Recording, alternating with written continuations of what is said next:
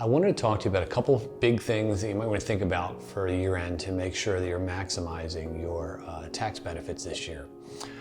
So I got a couple of ideas. First one is something called a donor advised fund.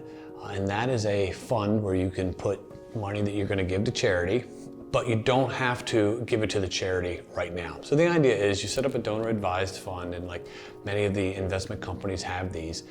And let's just say you wanted to put $20,000 into that donor advised fund. You could write the check before the end of the year, put it into the account, and it's still a account owned by you, but it's designated that it will go to charity. So the idea is you don't really know where you want to give it yet, but you know you're going to give it to charity one day. So you could put the $20,000 in, and then later you could write the checks next year or in the year after that, whenever you want to, but you get the full deduction this year. So that's one thing you might want to think about, a donor advised fund.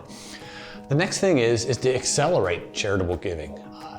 If you want to take some more deductions this year, any checks that you write out and give to the charity this year, you'll get a deduction this year for. So you might want to think about accelerating those. It's a good time also to think about, if you have a business, any equipment purchases, because there's a special 100% write-off for certain equipment and vehicles as well. This is just for businesses.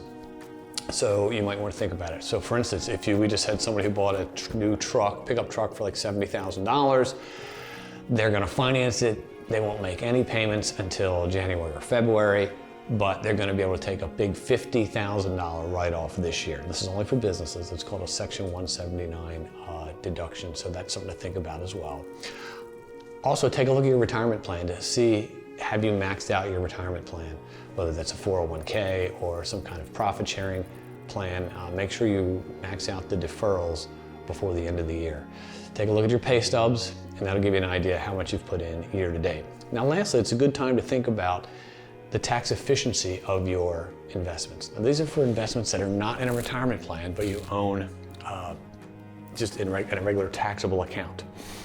Specifically for mutual funds. If you have a lot of mutual funds, you may want to think about if you're doing that in the most tax effective way, because these days you can save a lot of tax as you're going along with your investments by a more passive investment style. So if you have any questions about that, I'm happy to answer them for you. It's a good opportunity to talk to your advisor about those things as well.